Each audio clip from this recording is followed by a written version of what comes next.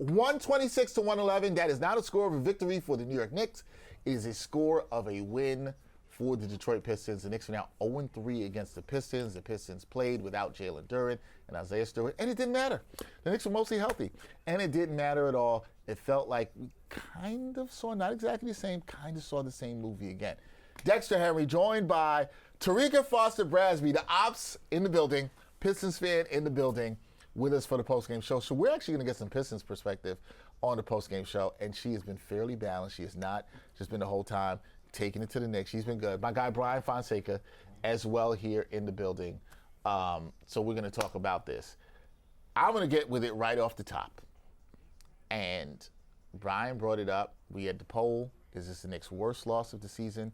I do not think it's the Knicks' worst loss of the season, but I do think it's the Knicks' most disappointing loss of the season. I'd love to know what the worst loss is. Is it one of the other Pistons games?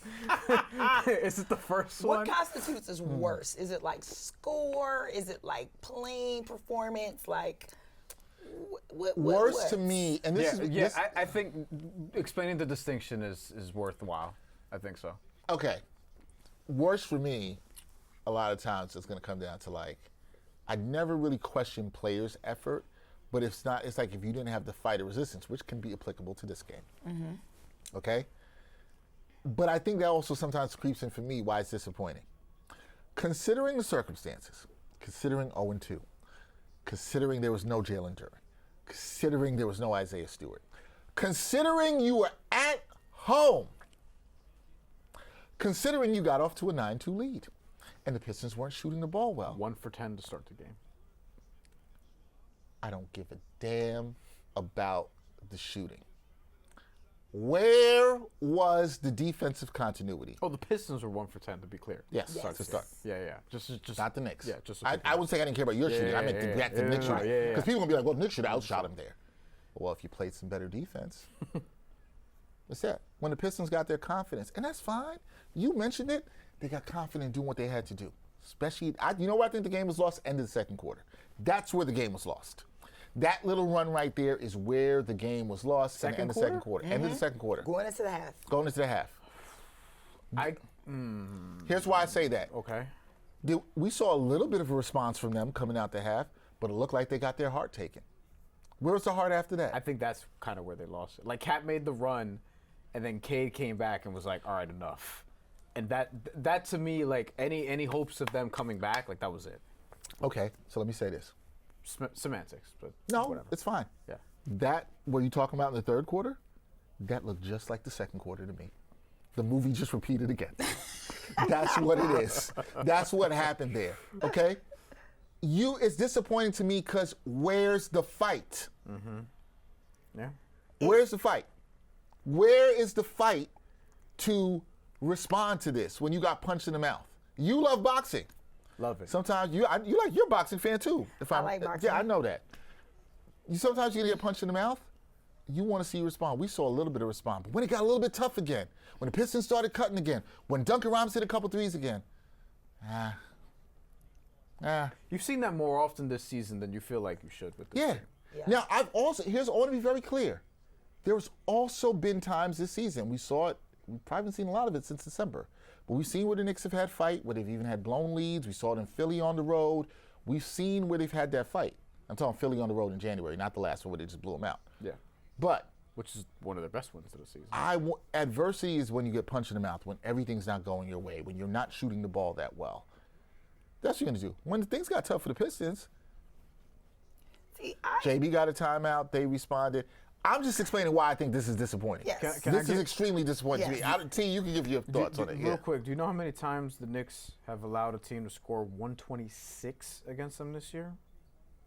I will tell you that 3 of them came with the Pistons. Well, none of them technically until tonight, because one of them was 121, the other one was 118. The difference was the Knicks didn't even break beyond 90. 90 in either of those games, right. This one they got to 111. 8 other times they allowed 126 or more. They've only won 2 of those, by the way, making this one of their worst defensive performances of the season. 2 of those other games were in overtime, and I mean, the Pistons, like, they don't score 126 that often. Right. They have done it 12 or 13 other times this season, as I'm looking at this, and they've only lost one of those games, which is not surprising at all.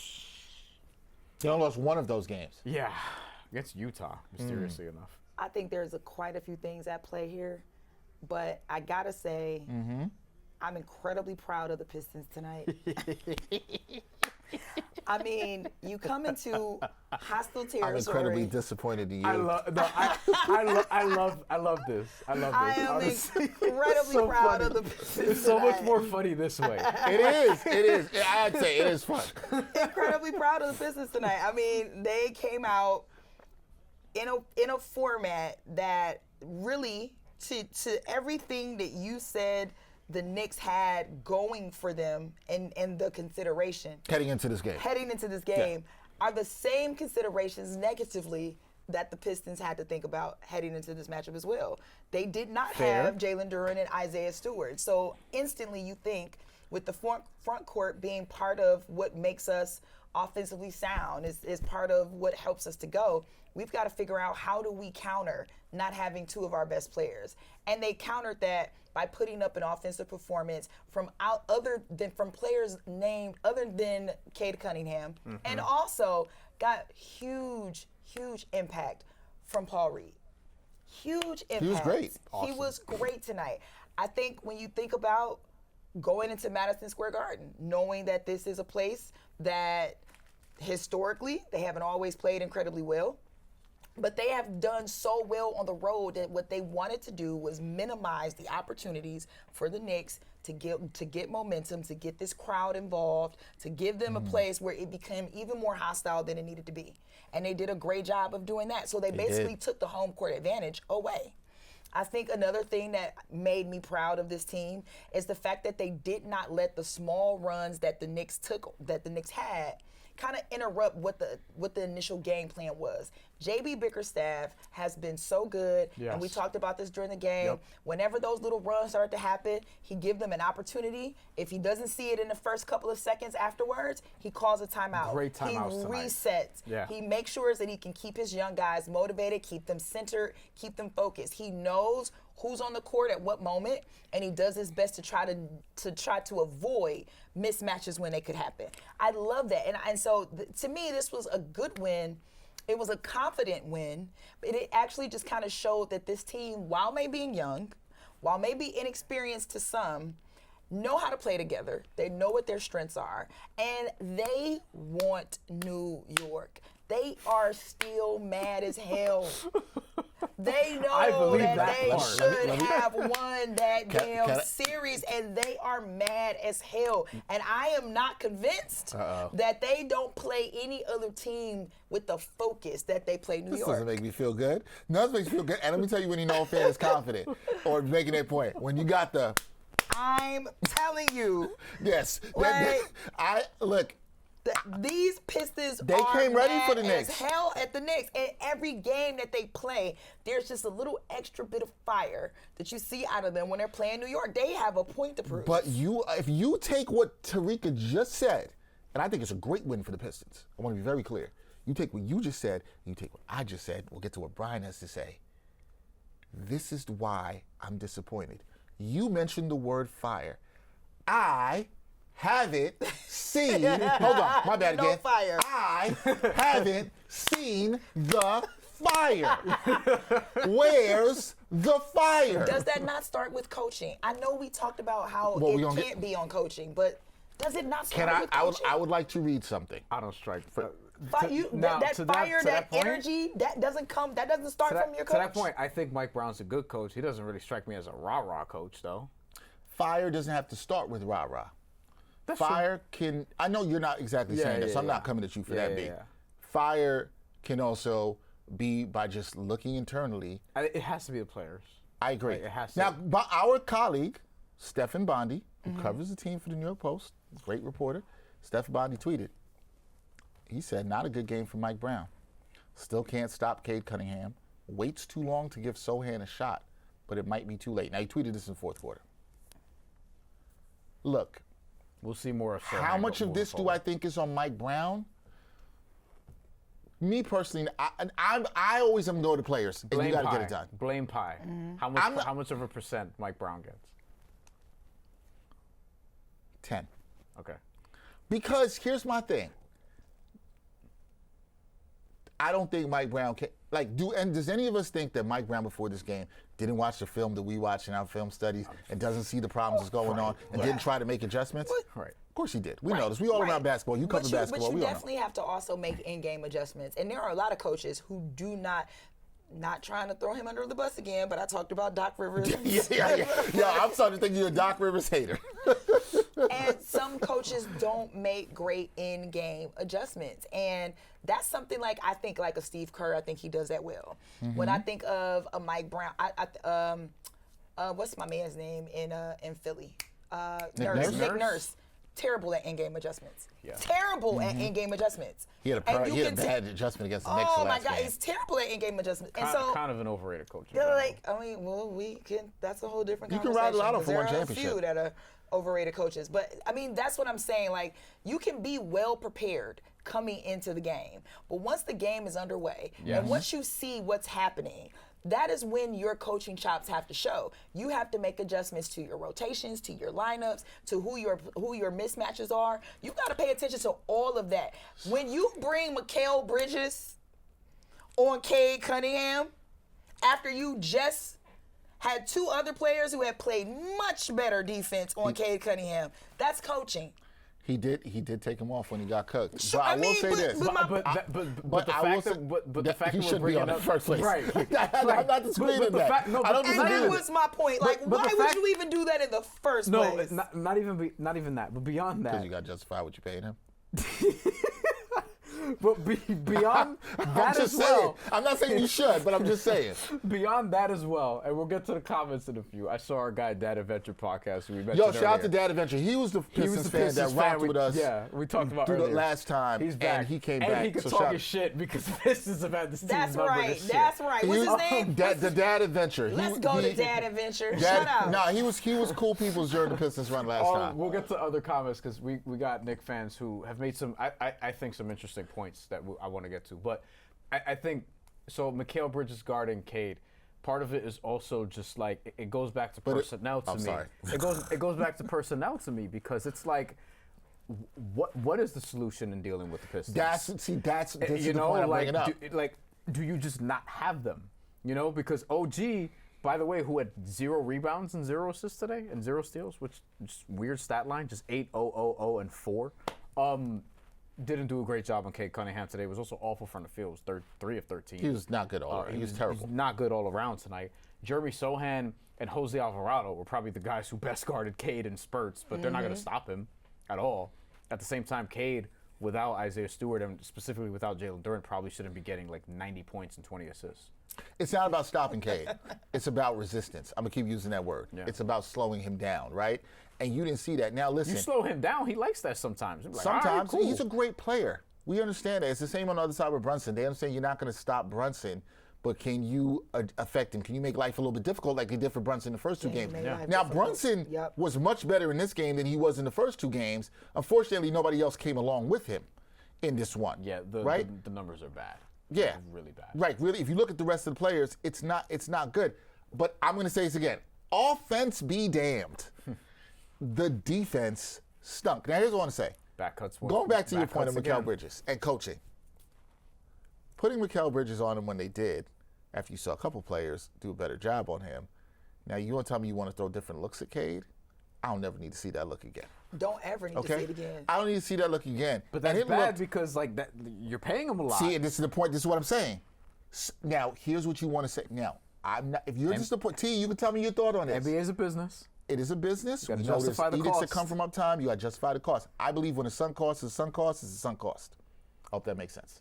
When a sunk cost is a sunk cost, it is a sunk cost already. There's nothing you can do to change that. What I'm saying is, I understand you brought him here to play defense, but I think we've all seen enough of this experiment that Mikal Bridges is a good help defender.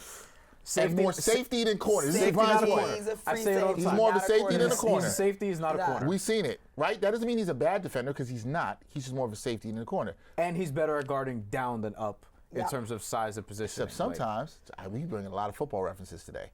Sometimes if you got a dope wide receiver and then he beats the corner and he's on the safety, it's lunchtime. Oh, yeah. He might cook. Yeah. Cade was cooking. Yeah. And we saw that. But here's the thing. I could say maybe you could bring Sohan in earlier. Maybe that makes a difference. But what's that really going to do? Yeah, I don't What's know. he giving you offensively? You don't really know. But at the same time, wouldn't you also say that even if I need to justify what I'm going to pay him, what you are paying him, not going to. What you are. I can't even get this out without laughing. Do you want to know the contract? If I need to justify what I'm going to pay him, I don't always think that. No, I can't even say that because that's not even true. The truth of the matter is, you want to be able to I'd pay like him. to know what that was going to be. Well, Yeah, I do. Well, because I'm like, there are different levels of defending, right? As Sure. we all know, there are different levels of defending. Yeah. And you want to say, you want to look at who your defenders are on your team. Who are your defensive specialists? Who is that person that you absolutely can trust to be the best defender for the best player? On the ball. It's supposed to be OG Anunoby. And so the reason why I question coaching in this particular moment is because if I'm looking at my staff, I'm looking at my bench, I'm looking at my roster, I'm looking at who my defenders are. You mean to tell me in your mind, Mike Brown, you thought that after OG, that after Sohan, Mikal Bridges was next in line for Cade Cunningham. here's the Here's the thing, though. He's Going back to supposed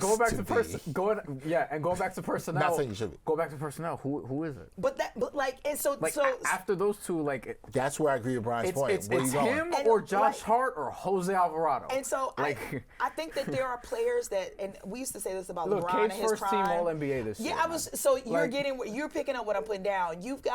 We used to say this about Bryan. We used to say this about Wade. There are just certain players. Say this about Luka now. We say this about Luka. We say this about. Cade is kind of black Luka, except he defends.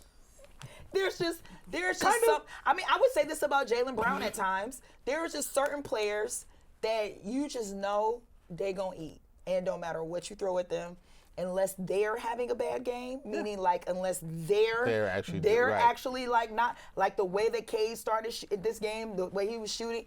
If he's just off his shit, then that's one thing. But you're not going to be the reason. And I just don't see anybody on this Knicks roster that's going to say, you're the reason Beyond that Cade isn't good. I certainly ain't seeing that from Mikal Bridges. Beyond that, I don't though, disagree with any of that. But yes. I think as we've unpacked throughout the game, and we'll talk about now, they have other issues that are non-Cade Cunningham related that reared Agreed. tonight. In terms of one of the main things we talked about in our film breakdown were the back cuts and just how Detroit kills it with back cuts. And one of the ways they did it, by the way, last year in the playoffs, it wasn't even in the game, was Jalen Duren. It's like, Jalen Duren, here, go to the top of the key, and you're going to show these dudes that you could actually pass from the top of the key. And Ron Holland and Asar Thompson and other guys are just going to cut to the basket, and he's just going to dump off and find them for assists because Karl-Anthony Towns going to get lost, and then Mikal's going to be there, and you're just going to have easy layups. They didn't even need to pull that card today. Nope. It was just cutting off of wherever they were on the floor. It didn't really matter. And on top of the cuts, because you're bringing people to different sides of the floor, Duncan Robinson, who's one of the best at moving without the ball in the league, he gets to peel off and is wide open in this corner. Then he's wide open in that corner. Then he's wide open in that corner again. Yeah. And then everyone's just feeding off of each other. Think in Mike a Brown, way. you think the Knicks didn't go over that in practice? This is all the people that are saying that. That's why I like when people. This ain't 2K. I keep saying it. It's not 2K. It's not. You don't just control pieces on the chessboard and they go exactly where you want to go. That's not how sports works, right? That's not how it works. And I want to read some quotes from Mike Brown. Mike Brown said he liked the threes that his team generated in the first half, but they didn't just go in. The Knicks did get good looks. We all said this early on. They were missing good looks. They were 1 for 16 at one point, but a few of those misses, probably more than a few, were quality really good looks. Quality looks. Yeah, Brown, I agree with that. Coach Brown, we have to do better on the glass, which they got owned by the Pistons in the paint without Jalen Duren and Isaiah Stewart. Isaiah Stewart doesn't get a ton of rebounds, but he'll box your ass out. But the Pistons, hold on. He said the Pistons' offensive rebounds led to a lot of points. The Pistons had 11 offensive rebounds in this game. The Knicks also had 11. So it was even. Yeah, but the rebounds overall were 44 to 38 Pistons. That's flatly unacceptable. That's flatly unacceptable with what they had. With what they had. Here's on the OG didn't get a rebound. Right. Defense on Cade. We don't want him to get to the middle of the floor. And what did he do? He got to the middle of the floor. He said the team wasn't defending the pick and roll great. We could see that. Everyone could see that. We saw that.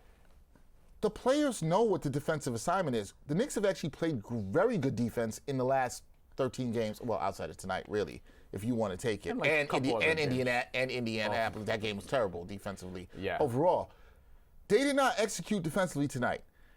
End of story. There is no ifs. If you guys think, if anybody out here thinks Mike Brown was just like, I'm just rolling the ball out. We're not going to go over any defensive principles. We're not going to look at the video of what they did against Detroit. No. But I do have questions about whether or not they even have the personnel for some of the adjustments that they need to make. So now who's responsible for that? Players. No, the personnel that's on the team. The front office? The front office. Yeah. Yes. Well, to defend the front office briefly, you should have the players. Like this goes back to me saying you have guys that are underperforming consistently.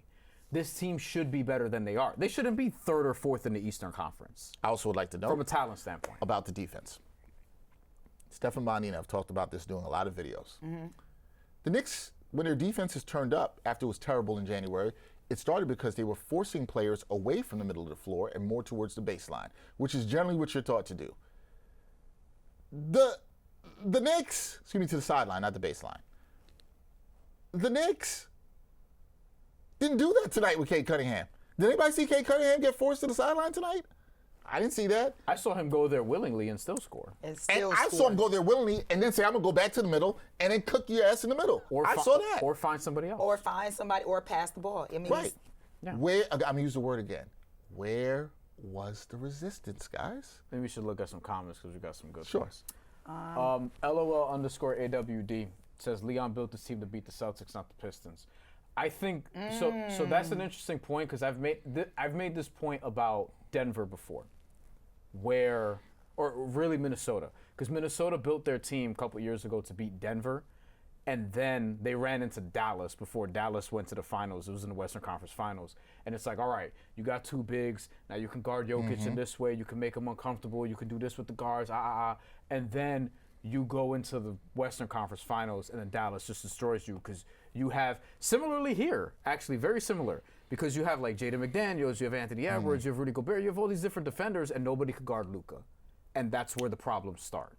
So the same thing here. It's like you have Mikal Bridges, you have OG Anunoby, you have Mitchell Robinson, you have all these different guys, Josh Hart, nobody can guard Cade Cunningham. But I would also say to counter that point, not that that's not a good point to make, but why would anybody build a team around beating the Pistons when not a single general manager or front office executive thought the Pistons would be where they are right now? That's a good point. Well, I can't imagine that anybody looked at last season and said, we think that the happens, Pistons and will this be happens the sometimes in first sports. team More to the point, you GMs need to stop building your team to beat one team. To be one team. That's a great. That's more to the point. There it is. That's both of you guys make great points on that. T, that's a great point. Nobody. You're sometimes overlooking teams coming into the season, and Brian's also, both of what you're saying is perfect. Yeah. And teams are like, you're overlooking teams. And the Knicks. To be the fair, Knicks ran into this last year with the Pacers. They were built to beat Boston. which was laughable during the regular season, and then Boston plays into their hands finally. Then they run into Indy, and it's like, oh shit. Yep. This team goes 10 deep. They run, but they also can get stops when they need to. Tyrese Halliburton's basically like Steve Nash. But now what you're talking about, what we're all talking about here is, and this is where I always talk about this, whether it's with tanking, with team building is hard. I want to be very clear about that. We're not trying to make it sound like it's easy, because team building isn't easy. But you want your team to be malleable. You want your coaches to be malleable. You know how you do that? You build a better defensive team. Because OKC is built to beat whoever the fuck they play against. And but listen, that's true. And a lot of it starts with they have a lot of good two-way players. Who's the team that Detroit's going to struggle with in the playoffs? Which team would they struggle with in the playoffs? Yeah. Anybody in the playoffs? I mean, even if they get to the finals? Eastern Conference. Eastern Conference? I was going to say Western Conference. No, Western Conference. Here's the thing. I'll say this. Because the way they're built defensively, like it'll come down to experience and those things like that. But I feel like struggle is a very struggle wouldn't be the word that I would use. If this is a big if with quotation marks, because I got no reason to believe it based on what I've seen thus far this season. If the Knicks played up to their talent, yes. Right. Yeah, that's because they should, in theory, overwhelm them be more offensively. balanced. Yeah. But But if they don't have offensive resistance, defensive resistance, none of that matters, right? And that's my thing. And T, I'm going to give you praise again. That is a fantastic point. Fantastic point.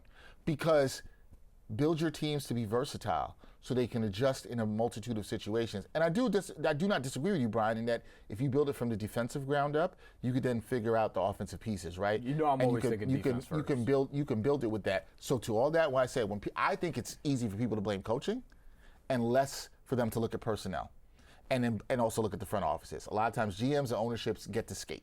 It's easy to go, Mike Brown's a problem. Yeah. He didn't do this. because you see him. Because you see him there. Yeah. I think it's a little bit lazy sometimes. I do. Yeah. I get why people do it, and sometimes coaches are terrible about what they're doing.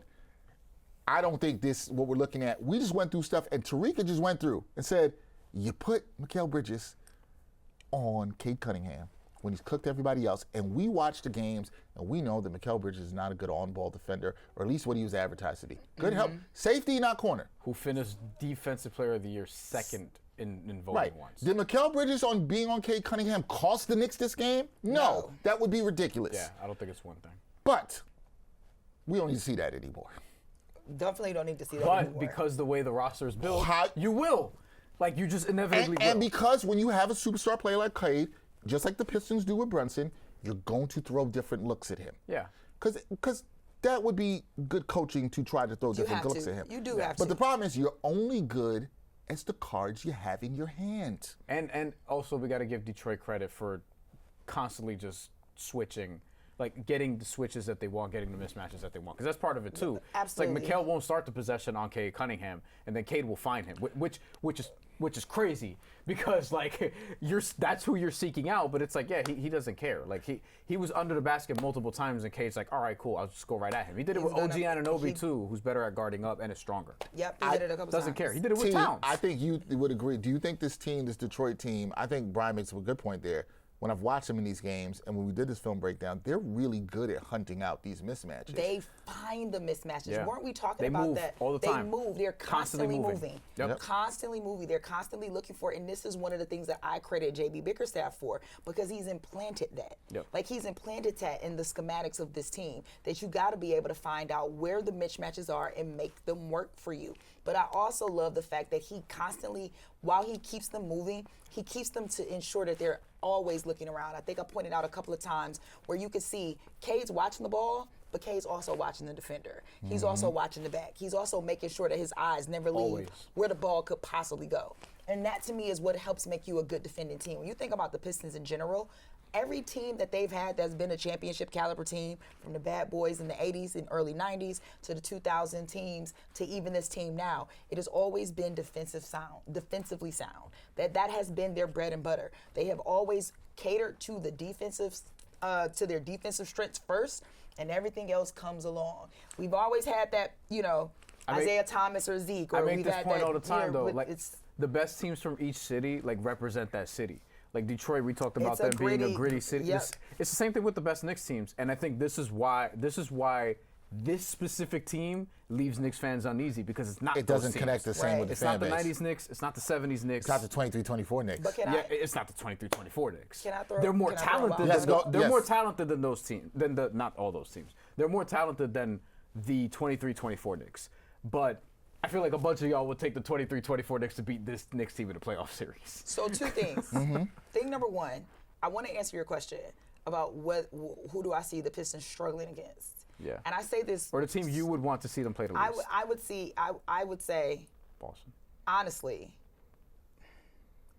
I don't see them struggling against any team, because I honestly think that they could come out of the You East. believe in them that much. I believe in them that much. Yes. But realistically, Boston is the only team that scares me, Yeah. because they live and die by the three. And that may be the hardest thing that Less the so Pistons, this year. Less so this year, but not less so much that I've seen this Boston team literally turn against the Pistons. And they're One getting of the- Tatum like back. I've seen this Boston team I've seen the Pistons fail to guard the perimeter, specifically Derek Wise, enough to where he's found his rhythm, got comfortable, and Jaylen Brown didn't need to do nothing, because Derek Wise was just doing it all from three. They just completely let them settle outside, didn't force them inside at all, and that's problematic.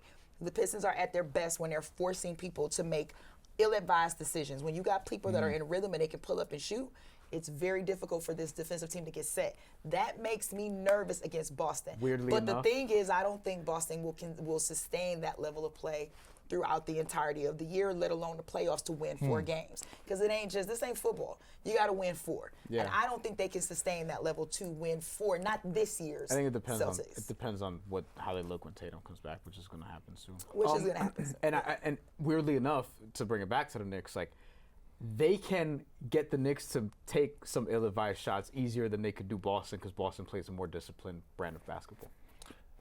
I agree with that. This Boston team, who was supposed to be in a gap year. Yeah, I think they do, because I also think that they have a little more continuity in their system, right? See, that's another thing that matters too. They have more continuity in their system, even though They have more Missoula, trust in their system, but too. that takes time, Yeah. right? When you change the coach, this is where people don't tell the whole story about coaching, and this is where it annoys me. You just change the coach. I'm not saying the Knicks should look better than what they are. You and I have said that. Yeah. At this point.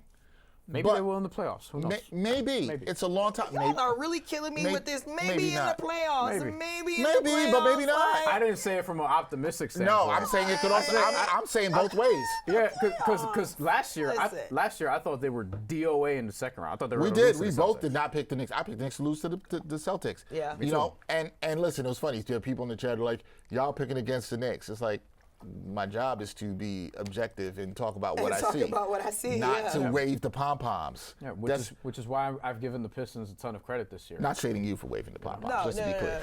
no. To be fair, I'm waving the pom-pom to be irritating, but the truth is, I'm a realist, because I'm a basketball enthusiast. I love the sport and I love the game and I Right. love the competitiveness in it. And when a team is on, it's on. And I just think that the Pistons have been that team this year that nobody expected to be here, so no one is prepared for what it is that they're bringing, what they're doing. I think that's a great point. And the I do. versatility that they have makes them a danger, because they can literally shift their style. Not that they're shifting how they play, but they know how to shift their style and adjust to who they're playing. They're adaptable. They're very adaptable. That makes me feel that they can contend with any team in the East. I do, however, feel like them against OKC or them against San Antonio would Yeah. be scary. And that maybe is maybe Denver also, but Denver's I don't know. Denver's We kind been of banged up this year. Denver's been banged up, and we kind of kicked their ass by like 20. I watched the last time you guys played with Denver. Jokic, by the way. And they made So- they made a run at the end, That's but right, then yeah. y'all still got them, and it was like at the first time we played them, it was pretty close, and they were Yep. playing without Jokic. The next time we played them, which was just like a week ago, or a little bit maybe over a week ago. I think it was Jokic's first game back too. Jokic's first game back, but I mean, my goodness, And it was. the Knicks beat them the next night. And the Knicks beat them the next night, exactly. So I thought that was interesting. But long story short, just to play devil's advocate here. Uh-oh. You think Julius Randle would have maybe brought that bully ball? You think maybe he would have? Yo, that's fire. that's interesting for Knicks fans, because I mean, it was a polarizing player for Knicks fans in a different way. He also would have gave up a lot on defense. I mean, there's still. I'm curious. I don't know. Like, it's just because he does dumb shit too. Like, he halfback dive, halfback dive, halfback dive. Like, you know what I mean? Like, it's just to bring another football reference. He's great when he's a playmaker first, but he doesn't always do that. Now, even Minnesota, his play has been a little bit unsteady lately. The shooting, obviously, you trust Cat more, whatever that means. I don't. When he attempts. I don't know. I think I don't know how much of a difference that would have made. I think more of it is just like overall where the team is right now. I don't know why Greg is saying we're losing though, when I've said the Pistons have been like giving. I don't know what the fuck. I don't know what you're listening to, Greg. Like you just be hearing shit. Greg is somebody in the chat. He just be saying crazy stuff. Like he just throws stuff. Like I don't even respond to that man anymore, because he just be saying crazy stop stuff. commenting so much, because you're ruining the chat experience for other people. Like, relax. I just can't. Like the stuff is not even like logical, so I just can't. Yeah. Shout out to my guy Ron from Still Knicks Fans. He says that was a tough loss. The Knicks have to look in the mirror. Hey, I agree, Ron. The Pistons deal with adversity better than the Knicks. Yeah, that's what we've been saying. Don't disagree with it. We've been saying that. 1,000%. I don't disagree with that. By the way, so does Boston. Yeah. As well. Yeah. In the The Eastern only thing Conference. I'll say is the Knicks have dealt with the one thing I'll give Knicks credit for is when they had their 2-9 stretch, they bounced back. They still have won 10 out of the last 13. They bounced back better. But the thing people are going to look at is, and I don't think it's unfair to do this, it's the same as last year. They looked at how they played against certain teams. And you're playing against a team that is at the top of the East, and it's not that you haven't been competitive. You were competitive more tonight, but there was no resistance. I won't say you got punked. That would be a little strong. You got punked in the second half. You didn't show any resistance. And Ron says, salute Terrika, Bryan, and Dexter. Thank you, Ron. We appreciate you, man. And the thing was, so we talked about them being built to beat Boston last year, which did not happen in the regular season. We knew that Boston could shoot themselves in the foot, ironically, by just shooting too many threes. They Detroit, did. And the point that I made about Detroit won't do that. Detroit will not do that. Detroit is going to, they're consistently going to play their way. Sometimes they'll miss a bunch of shots or what have you, but like defensively, they're going to be consistent. And that's what you really need in the postseason to like set the foundation of what you can be. And then on top of that, they play playoff basketball offensively too, because they don't shoot the most threes. They can make enough of them, but really they're just going to go downhill. They'll get to the line. They can't finish around the rim. They can rebound on the offensive glass. Like it's a different thing. Like this isn't me looking at the Knicks not playing well against Cleveland last year, not playing well against Boston last year, and it's like, oh, you know, like in the playoffs, like it's a wrap, and then Boston all of a sudden misses a bunch of threes, and then it's like the Knicks win this series. Like no. This is stylistically different because Cleveland, even last year, they were better defensively than the year before, but they were a hyper-offensive team because of Kenny Atkinson, because of their system. Now they're gonna have James Harden, which that scares me. I've seen that in the postseason. I was just gonna say, but, postseason James Harden is not the same. But postseason Donovan Mitchell is a bad motherfucker. Yeah. Like postseason Donovan Mitchell is really, and if Evan Mobley and Jared Allen could actually not be scared of Mitchell Robinson, that could be an interesting series too. So the way this is looking right now, it might not be how it's going to be for the next 2 months, but you had 3 shots against Detroit, and you were outscored by 84 total points. 84 points. And it's not good. And you have not seen you didn't see Jalen Duren once. Any For of those 1 games. minute, for 1 second. Who is an you haven't seen all-star, him. who is a most improved player candidate, Yep. who is one of the best centers in the Eastern Conference this year. He has not played a minute against this team, who, by the way, had really good moments last year in the playoffs against you, particularly from a playmaking perspective from the top of the key and finding cutters, which killed you in games 2 through 6 at different points. I'm just curious to know what is it about, not what is it about the playoffs, because obviously, but like why do people think that you can just turn on a switch, that just because we now have moved on the calendar from regular season to postseason, that automatically means that I am now going to play good, that I am now going to play well? Because there are a lot of people who don't really watch basketball until the playoffs. What do we think? Because we say they don't watch. And look, it is different, but to a point. Right. They don't watch the process of teams going through shit during the regular season, so they pop in the playoffs and it's like, oh, this is totally different. Or they mostly watch their own team and they don't really watch all these other teams until the postseason. That's got to be what it is. I think that's huge because here's the thing.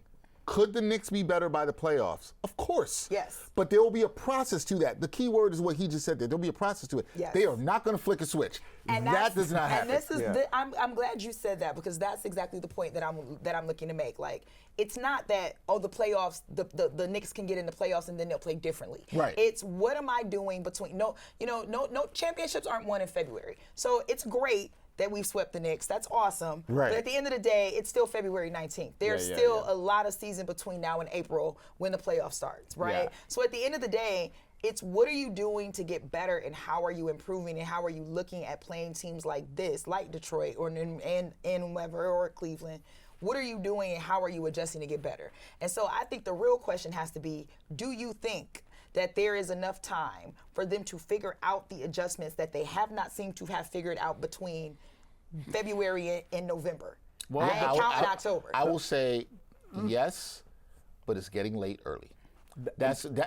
And what I will say is the problem is you don't have time to figure it out against Detroit, because they don't see Detroit again this year. Yep. Now here's it. What has to happen again? I will harp back to what Bryan said. Cleveland and Boston, though. Right. And those are opportunities to learn things. Do you still play Philly? No, Philly's done. Philly's done. Philly's done. Yeah. Philly's done. God damn. There are opportunities to learn. The season isn't over. There are some Knicks fans who are going to think the season's over because they lost 3 games to Detroit. It's not over. And just like you aptly said, it's not won because the Pistons won 3 games. Right. The Pistons could also do two things. They could get better between now and April 19th. Right? That's it. Like, we also have to talk about the totality of everything. Right. But we're talking about this, and this goes to Brian's point, because we don't just watch the Knicks. You don't just watch the Pistons. We watch the league. Watch the league. We watch League the pass. league, right? League And so pass. when you watch the league, just like you're the Connecticut Sun sideline reporter, but you watch the entire W. And when we have to talk W, I can talk to you about what's going on with Seattle team, and whatever. We can exactly. talk about it, right? Yeah. We have to talk about it in that totality. So you, as all of us as basketball fans and our basketball watching community with us, we have to be smart enough to know and discuss things in the totality. I'm going to give an example. The Denver Nuggets, when they recently won their championship, middle of the season, Nuggets weren't looking great. They weren't playing great defense, but over the final 2 months of the season, which is about where the Knicks are right now, they Started a little earlier than that. earlier than that. Yeah. They started playing top 10-ish defense. Yep. Right? And that then translated to the playoffs where their defense got better, because that was the thing you were suspect on that team all year. Yep. Can they defend? Can they get They stops? got the stops. Hey guys, what's the same thing we're asking about the Knicks here? Can they get defend? stops? Can they get We stops? don't know. We haven't seen this team do it, to Brian's word, consistently enough. We've seen it in small stretches. We've seen it where it's good things. We haven't seen it. Well, we saw it against Boston. They had this is something we don't want to discount. They just had a good defensive game against Boston the previous Sunday before the All-Star that's break. true. That's really Let's true. not discount that. Yeah. Here's the truth. Have they done it against Detroit? The answer is no. Detroit has back-cut them to hell time and time again. Is there time, You know what the other Terrika? thing? Yes. Yes. This Is is an important element you're missing, though. Is it getting late early? Yes. What's the element I'm missing, Brian? You know what else Denver had? The best player in the league. Yeah. I understand that. I understand that. But Defensively, they got better. Right. But it's also like it raises your floor when you have, like, again, the only two defenses in recent NBA history and perhaps NBA history overall who were not in the top 11 to win an NBA title. One of those teams had Shaq when he was with the Lakers, who was the best player on the planet and who was hurt that year and hurt their defense. and that's what hurt the defense, Yeah. because they were better than that. And right. the other team were the Denver Nuggets, who, as you just laid out, top 10 last 2 months of the season, really good in the playoffs, and also Nikola Jokic was the best player in the world. Yeah. Which I The would Knicks say, don't have the best but player in which the is world. still impressive. So you because- better be a top 11 Which is defense to have a impressive because shot. their best player in the world is not necessarily a good defensive player. So he's not like he's anchoring the defense or Yeah, really right, helping them be right, good. right, Which is a right. good point. Which is the point I'm making about that. Yeah. Granted, I agree with your point. Having the other pieces around you step the hell up Yeah, Aaron and Gordon, get what they had to Bruce get Brown, done. Those Christian dudes Brown, did what they were supposed to Jamal do. Murray, It's on the players to do what they're supposed to do here. PJ. Listen. I've watched too much basketball. You've watched too much basketball. You've watched too much basketball to start throwing dirt on the Knicks' grave in the 25-26 season. And That's I've watched too much one in basketball February. to coronate the Pistons as champions. Right. I'm not going to early. do that. None of us here would do that. Yeah. We can all have concerns. We can all have healthy concerns. We don't have to jump out the window. I understand everybody wants to jump out the window. You're not jumping out the window. I didn't see you sitting here saying the Pistons are going to be having. Where do y'all have can't- your parade in Detroit? On Woodward. It's on on Woodward. They said not going down. I don't want to disrespect the city. I have to make sure. We're right. We're not going down Woodward. We're not parading down Jefferson. Nah. Not yet. You're right. Not yet. We can keep things in perspective. Yes. And the perspective is the Knicks haven't played good. The defense has been inconsistent. It's been trending a little bit better lately. Mm-hmm. Now, they play good. They got Cleveland on Tuesday coming up. They got the Rockets on Saturday. So I want to see. I'm going to be at that game. I want to see what the fight Rockets is. got a pretty good win against Charlotte. And I wanna see You what- got to call that a pretty good win now. I got to see what the fight is on Saturday coming back. And I understand for a lot of fans, because we saw this last year, it's not going to matter. They're like, no, I don't care until I see Detroit. Well, you don't see Well, Detroit. you don't see You might Detroit. not see Detroit till hopefully late May. Don't get Philly in round one. Right? That's going to be annoying. But here's the thing. You can't even worry about seeding right now. Yeah. I don't want to hear a damn thing about seeding right now. Right now, you with you. have to get your stuff together. Yeah. Okay?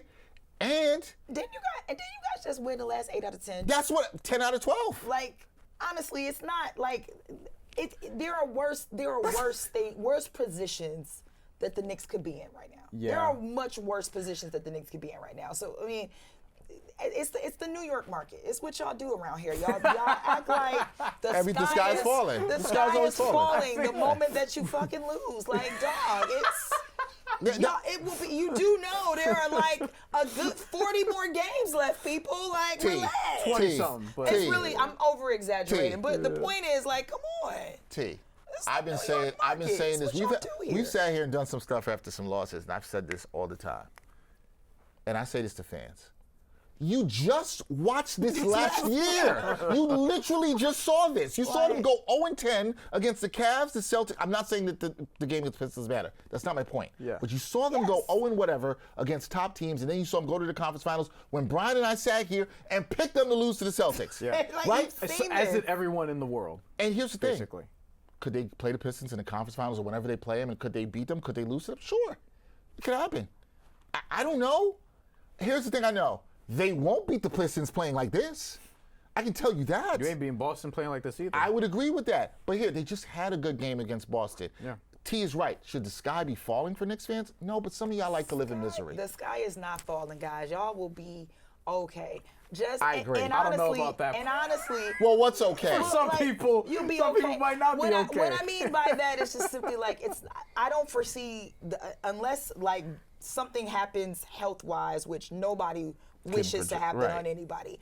But I don't foresee this being a situation where the Knicks end up like in the 7th seed or the 8th seed and are now like fighting for a play-in spot. That's when you're like, okay, what the fuck just happened here? But like, I don't foresee that happening. So as it relates to those who are caring about seeding at this point, I think the Knicks are in a good position to at least be in the top 5. And there's really... They better be in the top 3. I'm going to say that. You should be. You should be. Yeah. You should be. However, you don't know what Boston, Cleveland, whomever may do between now and the end of the season. But the point is, I think a playoff spot is solidified.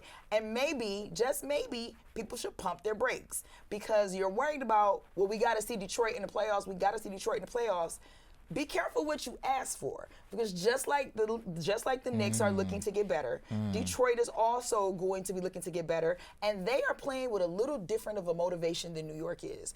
They're playing with the motivation that, number one, we got put out last year and we don't feel like we needed to be. Number two, nobody really thought that we would be here, so we kind of playing with house money. And number three, when you've played as well as you've played all season long, and assuming they'll continue to play like this, you don't want to be that embarrassing team to get to the playoffs and then end up losing in the first round. They absolutely are playing with the fact that they feel like they could be the best team and can win it all. You know who I want to see y'all play in the first round? Charlotte.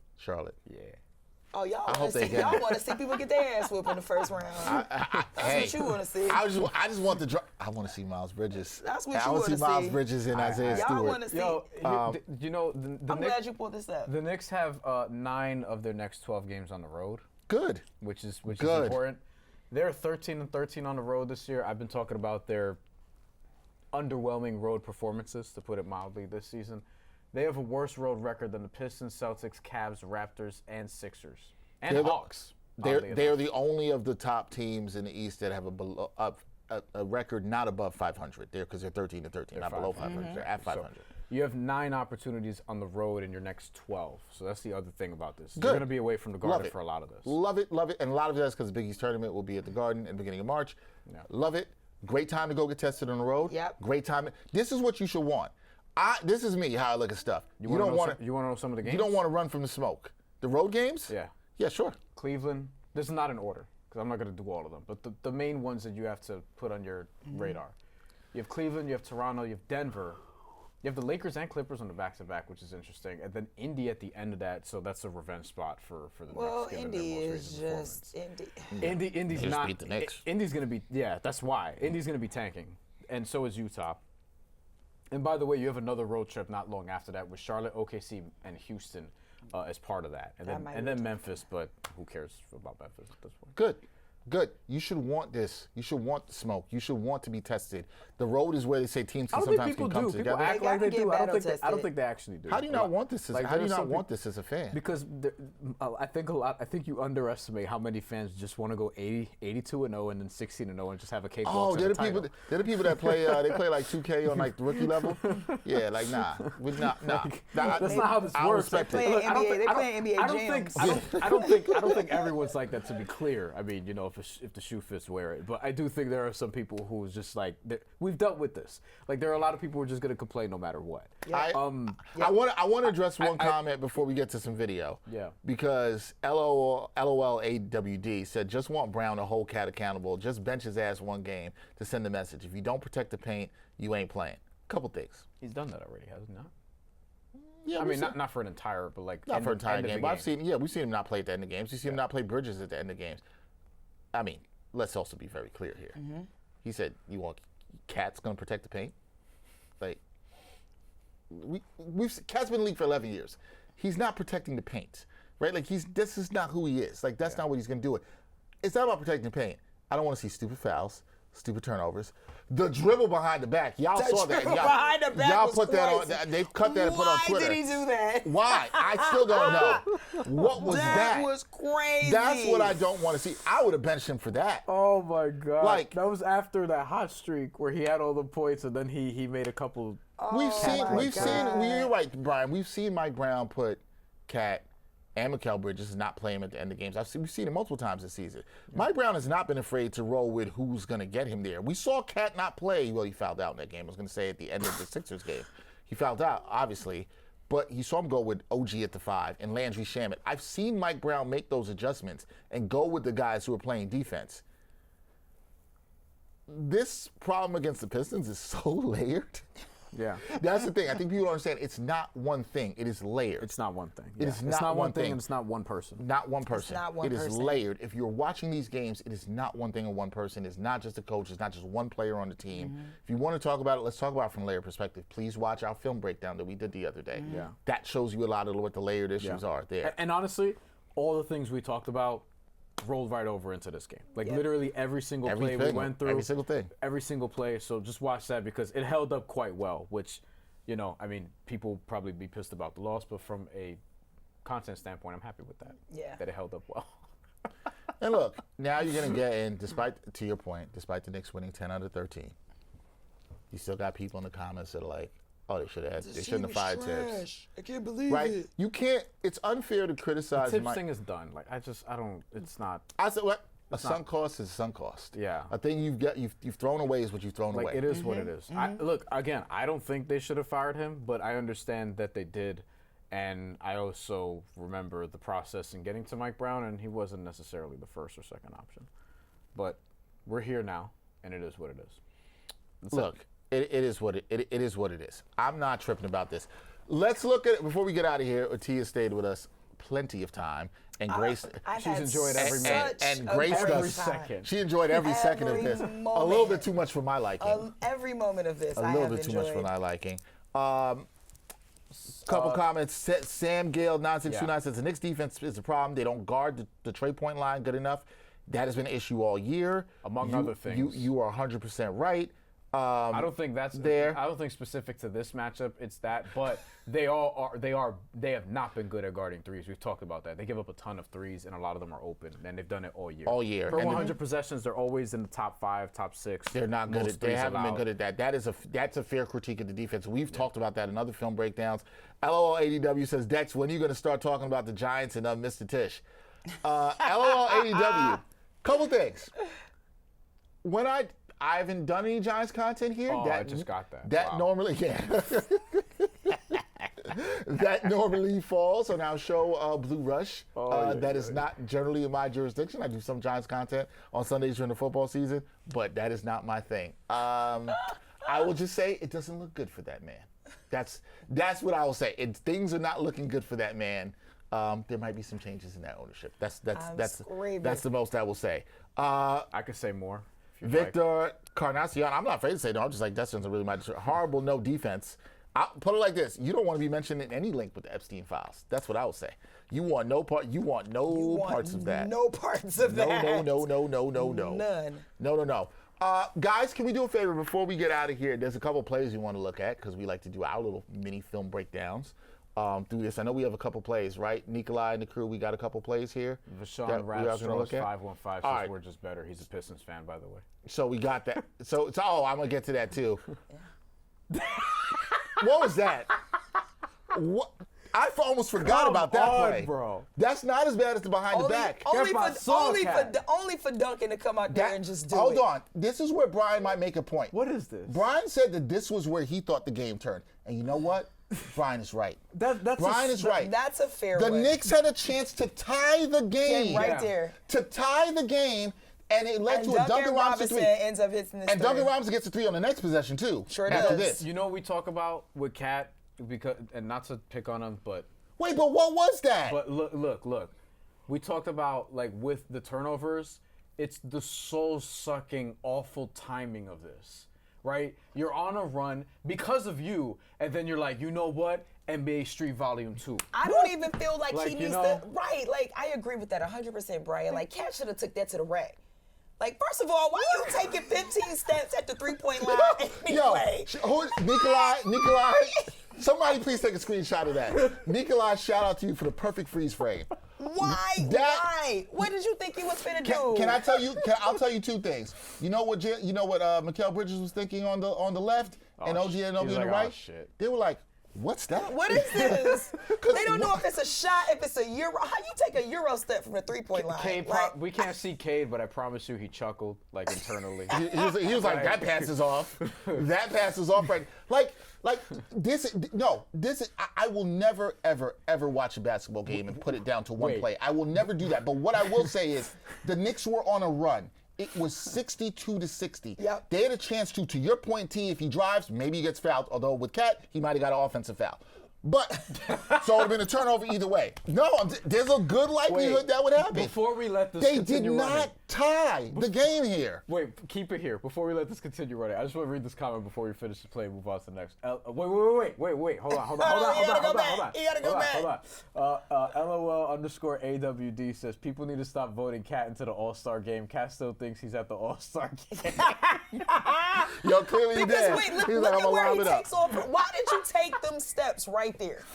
What did you think you were getting ready to do? Why then did you give stop up- your dribble? What did you think you were doing? Right. Why would you then give up your dribble? Why would you give up your dribble there? Why would you do that Why there? would you do that? Right? And this is a play. Mikal Bridges is so far behind Tobias. Like, what oop you think you finna get? Right. This is. I think Bryan used the word soul sucking. This was really a soul sucking play. The arena is just everyone in the arena is like, If the Knicks tied this game right here, I don't know if JB Bickerstaff is calling the timeout, but the crowd's gonna be like, "Yo, we back in it." This literally could have been a play to get the crowd into that Yes. momentum shift that I was talking about that we never saw because the Knicks never gave them an Instead, opportunity it to. went right back down the other way, and Duncan Robinson hits a three, and here you go. From the three, this man thought he was finna take. You think yo, you Jordan? how friend? far did he jump? Look at Play this. it. Look at this. Play it. Look at this. He picked up. Yo, What? he landed at the free throw line from the three-point. He left that thing. What did he think he was getting ready to do there? Oh, I'm shit. confused. Come on, Oh, man. my And then Duncan God. Robinson, just a pro. Meanwhile- honestly, he's like, fine, cool.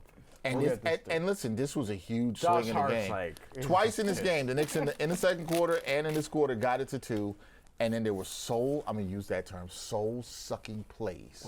That was amazing. Out of it. Amazing. Never change, Cat. I mean, No. Knicks fans No. want to too. Nick fan, No, I agree. Never but change, no. man. For entertainment purposes, No. Stay the same. honestly, No. Stay the same. I can No. do this every game. No, it's not entertaining.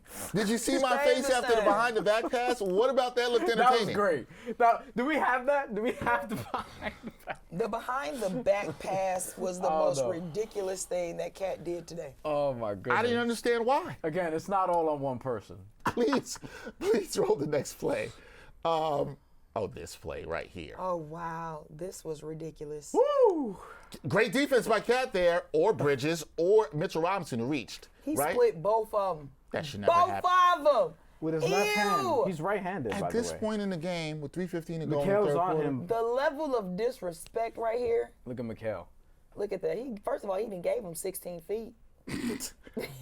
Like here, he's fine, and then here, it just loses him. Decent screen. but that's communication right there, right? That's communication right there. For Mitch, who's actually been better defending in space, to be that far apart and calling out the screen, it's like Mikal Bridges didn't even know the screen was behind him. Mitch is there reaching, and then you have this just drive. I mean, Where's the resistance? Where's the resistance? Not just from Cat, from everybody there. And also, by the way, Ron Holland, who reads what's going on, is cutting. So if Cade wanted to, he could have just wrapped around Cat. And Ron Holland could have a dunk or a layup. But he didn't need to, clearly. I mean, shoot, even Javonte Green was over in the cut chilling. He could have did an outlook pass if he wanted to. Look, great freeze frame. That's another great freeze frame. shout out to my man Nikolai again with the great freeze frame. I'm gonna tell you what. You know what that picture says? No resistance. That's what that picture says. No resistance, because that's what the Knicks get. I know you love that. I moment. Absolutely love it. And actually, what I was thinking about is that's how much space Cade has off the ground. That's how much space Cat had off the ground at the 3-point line. That's how much space he had. You talking about when he threw the pass? When he threw the pass, the 3-point line. That's how much space he had. Yeah. That was crazy. It was that much space. That's just so bad. Like, that is so bad. That is the height that this man has right now. The way, like, this is MVP caliber basketball right here. Ron Holland wanted a closer look. I think that's why he cut. That's why he cut in. He's like, I want to see this. He needed to see it. He needed to see it. At that point, Cat should have just moved out the way. I was confused. Like, because what are you doing? You're not defending for real. Not even that. I was confused at, like, we saw Cade just bringing the ball up, or not bringing the ball up, getting the ball. He took the ball, getting the ball out. And then I'm like, wait, how is he at the rim already? Like, that was confusing to me, but it is what it is. He's that is motor Cade. Cade was this his best game of the season, do you think? As somebody who's seen him play a lot. You don't think it's best game of the season? I don't think this is his best game of the season. He had a game, God, I want to say it was. Let me see. He had like a 44, and I think he shot like 30-something. He took like 30-some odd shots too. What game was that? When he had like 44? Oh, this was better than 46. that. No, he had 46, but he shot 14 or 45. Yeah, I was like, he had like 45 shots, right? What game was that? Against who? Wizards. But I think this was his best game. But I'm not going to look at the Wizards. Listen, the Wizards gave us the business a couple weeks ago. Kind of pissed me off because I didn't understand. No, but that was the game before they smacked the Knicks. That was the game before they smacked the Knicks. And I honestly thought we would lose that game. Because I was like, it's a second of a back-to-back. And if they clearly just got in our head. Don't trust this woman if she says she thinks the Pistons are going to lose to the Knicks. I forgot the Pistons beat them on the second of a back-to-back. Don't trust Terrika. On the second of a back-to-back. And by the time we were done with the first quarter, I was like, wait, did we play the Wizards yesterday? Like, is this the same? We never led. Like the same team. We never led against the Wizards in that game. Never led against them. I'm not trusting you when you say the Pistons are going to lose to the Knicks. I can't trust me either because clearly, like, it's really not me you can't trust. It's the Knicks. You can't trust them because I don't know if any other team Look, man, would have played this much opportunity and not taking advantage of it. There's, I think, Knicks fans who would count a win that they had against the Pacers after the NBA Cup where they didn't have a lot of players down. And I think some Knicks fans would say that is one of their better wins of the season. It is a really good win. Do you think this is one of the Pistons' best wins of the season, considering the circumstance? Well, I mean, again, I don't want to say it's one of their best, but I'm not going to say the best, but I would say one of the best just considering the circumstances because you want a young group like this to continue to play with confidence, to really believe that they can hang. And national media, everybody, no matter who you are, where you are, everybody knows that the Knicks is going to be the team that's always going to be. The Knicks and the Celtics are going to be the two teams that everybody is going to expect to be the biggest threats when it comes to the postseason. And I just don't feel like Detroit has ever been, even the way that they started the season, I just don't think Detroit was ever a team where folks were like, I really think the Pistons are going to be able to go all the way. I really think the Pistons are. And now it's at a point where it's like, y'all have got to respect what Detroit is doing. So to be able to do this against the Knicks in Madison Square Garden without Jalen Duren, like, and Isaiah Stewart. Dwayne Lamar in the chat. Are you talking about the chat or are you talking about us? Because he said, and did you just tune in? Because he says you guys won't give the Pistons no credit. Where have you been? Sir, you just came here. There's a whole Pistons fan sitting in the middle of them, friend. And they ain't had no choice but to give us some damn credit. What are we doing, We've been giving the Pistons credit. And I've been giving the Pistons a ton of credit, literally since. Yeah. I thought they could have won the playoff series last year. First of all, if they win game nobody here has been disrespecting the Pistons. I've seen fans in the comments be disrespectful to the Pistons. Yeah, so it may be in the comments. So maybe he's talking just, about that. Maybe he's responding to somebody else. Okay, maybe he's responding to somebody I in the personally, comments. I don't know if he's talking to us, Dwayne, but like that's it. Shout out to the dad adventure. He said he was signing off. Now, good night. See y'all next time. One more time. Detroit basketball. Period. Period. Mr. Demdon wants this is Cade's best game of the season. I'm looking now. You think so? He had 42 and 5 against Boston. Well, I mean, I think too when you think about like the completeness of how he had to do it. This is it. Because I want to say in a 46-point game, he had like a few. He got to the line quite a bit too. I'm 2 seconds away from sending a text to one of my group chats and being like, "How sure are you that Anthony Edwards is better than Cade Cunningham?" Oh my God! I really love this kid. Just to take the temperature, but it's prisoner of the moment. I'm not gonna do it. We gotta see the love this playoffs. kid though. I think if he's not in the MVP conversation, I really don't know what the. I think he's all NBA first team. Like I think he is. I got a couple more things to mention in terms of tweets. A friend of the show, Chris Persianen, said Mike Brown says that he thought, given that he hasn't played in a while, let's talk about Jeremy Sohan, and has only been with the team a couple days, that Sohan did a pretty good job tonight versus the Pistons. Mike Brown are not playing McCall down the stretch. Landry hit a couple shots down the stretch. We were looking to score points, and Landry was the only one to hit shots from downtown tonight. Also, don't disagree. Carnty Town says, believes that regular season games against an opponent, quote, mean a lot should you face off against that team in the playoffs. It builds a confidence going into the series. You also have great film. I just want to see the rest. You also have great film to see what did work. Well, the Knicks have great film to see what didn't work. That's for sure. They have here. Mm-hmm. On two of those comments, one on the McCall thing and not playing down the stretch, I mean, I know people have to ask that, right, and talk about McCall.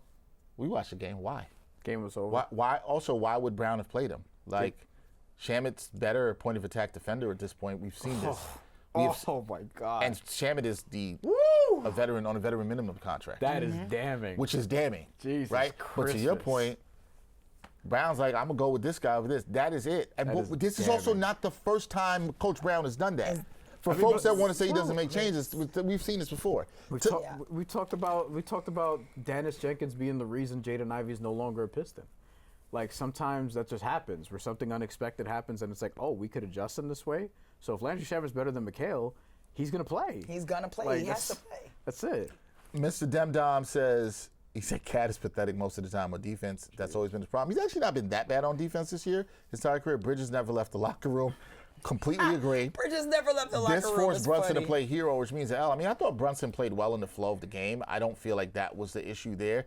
Mr. Demdom says Bridges didn't show up. He was missing on offense. But that's the thing with Bridges. We've seen this a bunch of times. He will start out, even in games where he gets hot. He made that three, like the first or second possession of the game. Then where is he? Do you remember seeing Bridges on offense? By the way, though, OG was worse. Like, we should say that OG was objectively worse. He was worse. But was this not his first game back? It was. That's why I'm like, okay. I'm like, he was bad. You can say he was bad, but I'm also like, it's the first game back. So he plays better if he has a full toe? Not a Toji Anunoby. I also think he is better. He plays better if he's got more rhythm of the game. That's pretty bad. That's a dad joke. If he's got more rhythm in the game and is back in the basketball shape, he hasn't played competitive basketball in well over almost 2 weeks. I don't disagree. I'm gonna give him a pass on that. I don't disagree with you, Brian. But he's got some injury history. By the way, the other sneaky thing about this, but Mikal Bridges don't got a toe injury. He never has an injury apparently. So, but to Demdon's point. You got to stop saying that name. Whatever. He's not showing up. Bridges didn't show up. He's right. He's 100% right. It's not just on Bridges. Nobody showed up defensively. I want to be very clear. Oh, yeah. Nobody showed up defensively. Listen, Jalen scored. He gave a lot of that back. Right? You know? Yeah, 6 turnovers. But here's the thing. If you don't get stops. No. I mean just from a defensive standpoint. From a defense standpoint. Yeah, but that's the thing with that guy in the chat that wants to talk about Brunson and 6 turnovers, but he don't ever talk about defense. Because there's only one half of the basketball. It's not court that matters. Yeah, and we talk about Jalen Brunson's defensive deficiencies all the time, which is in the film also. We literally did, I don't know, half of it was about how they attack Brunson on both ends of the floor. Yep. Giving Brunson a lot of criticism, but you know. But Craig was nowhere to be found in those comments. Right. Nowhere. Right. Just like when Tyler Kolek had his Linsanity run and then he stopped playing and then Greg was nowhere to be found. Linsanity run is quite a comparison because it's so accurate. Look. No, Linsanity was better, to be clear. Insanity was Yeah, I'm not crazy. killing OG for this game. I think it's fair to kill Bridges in it. I think it's fair to kill everybody defensively. Everybody. Was bad. Everybody was bad. Everybody was bad defensively. Nobody's getting spared here. No. I do think it's damning that you're playing a veteran minimum guy down the stretch of games again. This isn't time 1 this season, T. This isn't time 2. We've seen this like the 5th time we've seen this. Now, More than that. Maybe more than that. Shamit. Yeah, Shit, maybe. he was doing this against the Mavs when the Mavs game became a must-win game down the stretch that they had to have because they were struggling with Dallas early on in the year when Dallas was. Oh, you're talking about the first Mavs game. I thought it was about the second Mavs game. No, in Dallas. Oh, in Dallas. Because we did a watch-along Yep. for that, and then Landry Shamet, he started playing well at the end, and then Mike Brown's like, all right, Yeah. Landry Shamet's going to I close. think the close. second Mavs game is the worst loss of the season because of the effort in that game. Yo, I think that's the worst loss actually- of the season. Well, I think this is worse, but, well, I don't think this is. I think this is the most disappointing loss. Yeah, I don't yeah. think this. I think the Mavs game is the Yeah. worst loss. that I was, can see. I like the distinction between disappointing and worse because the expectations were different in this one, where it's like, yeah, disappointing. I think is the best way to put it. However, we had a poll that's still going on. Would this be the Knicks' worst loss of the season? 61% of the people said yes. But T, you're not surprised. The sky be falling. I'm told the sky is always falling with you New Yorkers. It's crazy. Well, Always. I'm chilling. Always. I'm ready for the Mets. Honestly, I'm ready for spring training. Oh, gosh. I'm not going that far. Yeah. I'm not. I Yeah, can use the some more sky is basketball. always falling with the Mets. No, look. Always falling. Look, Mets fans legitimately should say the sky is falling this is how- because it usually is. This is how I'm a basketball. This is how I'm a basketball. I watch a game, I go watch another game, and I go watch another game. Like it is what it is. You know what I mean? Like, Look, man. End of the day, the Knicks shot. no NBA team ruins my day. Like, Let me tell you this. It's been a long time since a sports team, period, has ruined my day. I don't let that happen anymore. Listen. You guys are way better than no. me. Oh, yeah, I'm no, way healthier with no. The Colts hold can on, absolutely hold ruin on, my- football hold will on, ruin my day. Hold Yeah. on. When Edwin Diaz went to the Dodgers, my day was fucked. Okay, I was pissed off the rest of the day. I was annoyed. And as an adult, that's one of the only instances where a team has actually pissed me off, and only the Mets could do that because the Mets are really the only team that I care about in that. Let me put it like this. My teams could lose, but it does not linger with me for the day. I was upset a couple weeks ago when Liverpool blew a 1-0 lead with 10 minutes to go against Man City. I was annoyed before I had to come to work, and I got over it really quickly. Yeah. Yeah, It's not going to ruin my. Well, I mean, you're an adult, so you understand that you have responsibilities and there are things that you have to do. Fair. But that doesn't yeah. necessarily mean that in the back of your mind. And we doing this for a living. Your And doing- your you have emotion. to- Yeah, I yeah. don't have the emotional attachment like that. Yeah, Like see. by the time the Mets get eliminated, it doesn't ruin my day because they've beaten it out of me already. Oh, Like God, at no. that point, I'm like, oh, it's God, whatever. No. The Tigers got eliminated But- by the but- Mariners, and I lost my That was also shit. you also had a Yeah, that shitty was- loss that- in there. that That's was tough. different. That's a bad. That's a And tough one. I literally shut down an entire restaurant. The entire restaurant. Where I was on the West Coast already. I was in Arizona. It was during the WNBA finals. That's right. So I was in Arizona post game, and I literally walked across the street because I had already been watching the game on my phone the entire time. I mean, let's be honest here. The Vegas was beating the shit out of Phoenix, and I was like, my Tigers are on. I had hope for Phoenix. It but, was yeah. crazy, and literally I shut down the entire restaurant because I'm the only Tigers fan amongst all these Mariners fans in Arizona, and here we are. And my life was ruined for like 2 weeks. I couldn't get over it.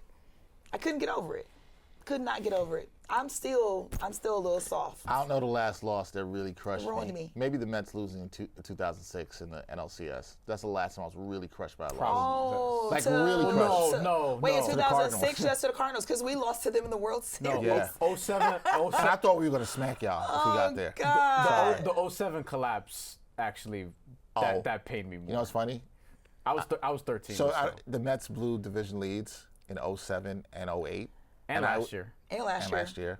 And I was Although there. last year it was just like We blew a division lead I last was year, too, so I there. feel that. You did, yeah. Y'all almost. We literally had a freaking 15-point game lead that just I gotta be went honest. away. I kind of was rooting for y'all to blow it, so I wouldn't feel as bad about the Mets. the Knicks haven't done this to you recently, like even last year, like even the Halliburton game. That's the most painful playoff game We're doing a loss. watch along for that. For the Halliburton game? Yeah. When he hit the shot and it went down there? It was. Look, Knicks fans were pissed, but God, it was an incredible to be You doing mean a like, watch along. wait, I want to make sure that I know what game you're talking about. Game one. Game You one. guys were doing a watch along for the game where Shout out to our homie Mill. Oh she was in the my seat. Yeah. gosh. And that's one of the only times I got up during my seat during the shit. I'd have lost my shit during that game. Because the ball bounced up, Dex was like, whoo, because it looked literally over. had a woo. I leaned in because I was like, wait, because it looked like it's going in, and then I yelled, I was like, oh, because it went in, and yeah, That's then they went. maybe- But I saw immediately that the foot was on the line. And That's one of the worst losses. Was I bummed about it? because No. what people forget is I'd like have lost what it. people forget is the Knicks didn't lose there. They had overtime and they still lost. And still lost. That's what made it worse.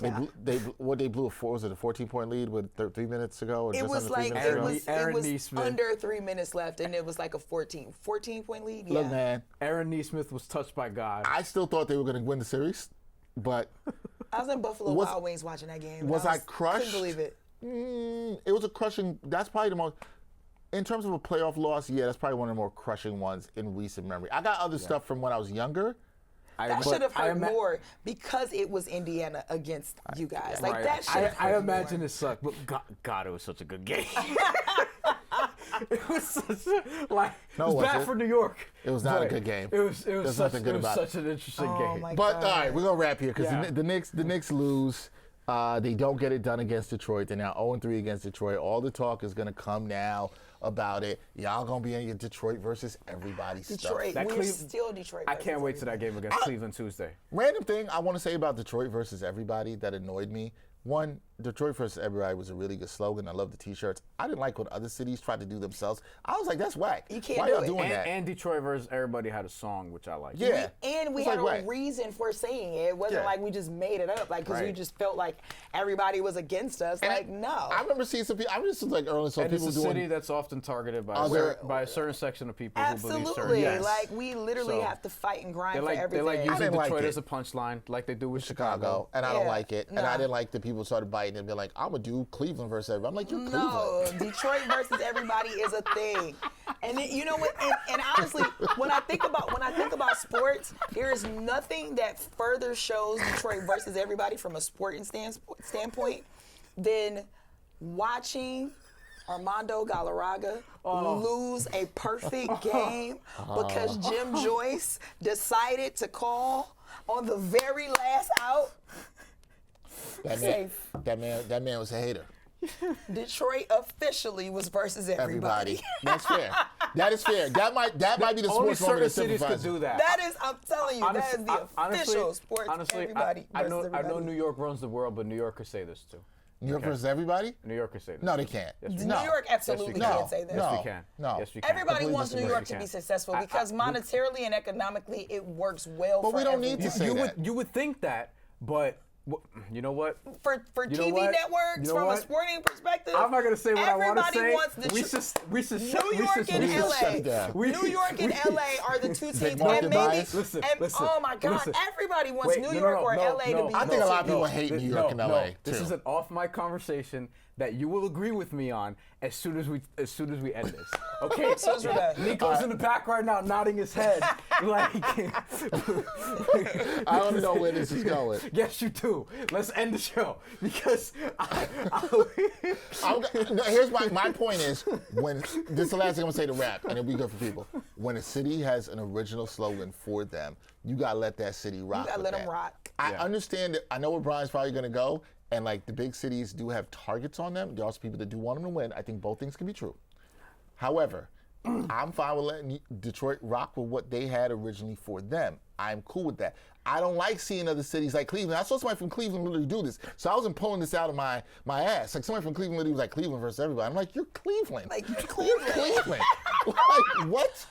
Like nobody got beef with your home. Yeah, like, come on now. Come on I'm now. just saying. Now, if you want to say like New York against the world, or you feel like there are people who hate on New Yorkers or have, I'm telling you, fine. you will agree with me as Well, soon as we we talk will about do. this when the show is over. We have to thank our guests. We had the ops in the building. and if Terrika you can read between the Foster-Brasby. lines, congratulations. Terrika Foster-Brasby joined us. Please check her out on NBC Sports. For women's basketball coverage, CBS Sports HQ as well. Host of Leveling Up.